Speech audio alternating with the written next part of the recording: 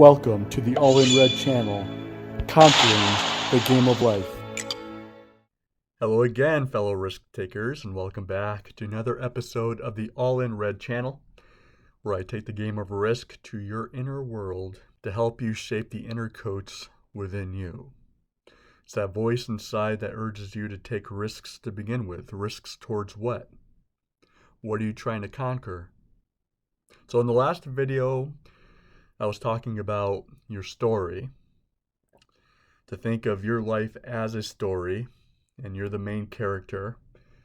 And there's this opposing force that you continuously have to contend with. What is that for you? What has been your story? What do you want your story to end up like? What would be the title of your story? Now, your voice is the narrator of your story. So you probably heard of the different perspectives of a story, like the first person, second, third person. So just kind of think about it like that. Like if you read like a story, what's that voice that's kind of guiding you along in the story? And now just think about that for your own self. It's what is your voice that's narrating your life? You want to make sure that that voice is strong. It's unbreakable. It's aligned to truth. It's consistent. That if you follow it, you get consistent good results. You've proven that to yourself. So therefore, it's important to exercise your voice in order to give you that knowing of yourself, because that is what actually is the foundation to your courage to even take risks. So I like to think of your voice as like a steeple on a church building. It's that pointed arrow at the top.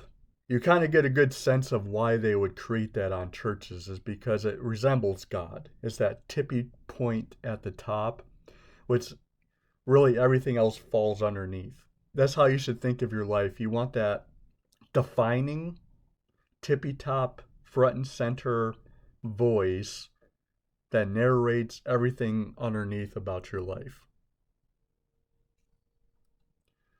And just like in a building, there's pillars that hold up the top, there are 4 pillars to your voice. So I'm going to explain each one, and then I'm going to ask you 1 or 2 coaching questions around each one to help you define your voice. Pillar number 1 is your conscious. So this is the part of you that judges what's right versus wrong. You can say that it's your value system. So what would that be for you? If you could list it out, how would you describe that to yourself? Pillar number 2 is your competency. So these are your natural strengths, your knowledge, your skills, things about you that would create value to this world. And then pillar 3 is the need. What does the world need that they would pay you for?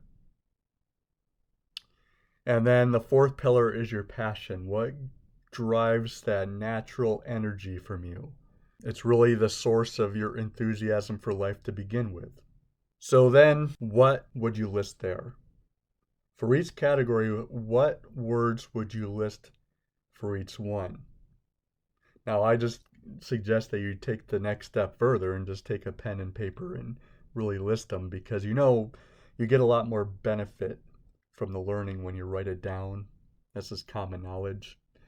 But the reason why I particularly say to write it down here is because you start from brainstorm format, but then you want to do a few sweeps of your words, and you want to focus on those words that contain more significance than others, that generate a level of excitement from you, and kind of rank them. And you're going to want to take the few, the proud, the Marines words, the ones that really stand strong after a few sweeps, and then combine those words in each category, and that should help point you to that voice, that steeple. So then, if you could write out like a quick paragraph about your voice, what would it say?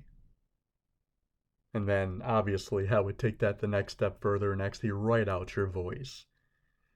And the more you can tangibly put yourself into it, you could have a greater chance of feeling that inner inspiration.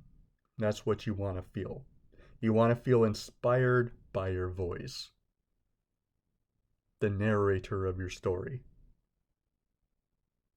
Now, once you can conquer that phase of discovering and applying your voice, then really the grand goal is to help others discover and exercise their voice. That's why I believe the coaching paradigm is so critical for today. We need to develop the habit of thinking higher of ourselves, like the steeple, and then to help others discover that about themselves. That's what's going to strengthen the social fabric of our society. So I'll leave you with that for now, and until next time, keep your fire burning.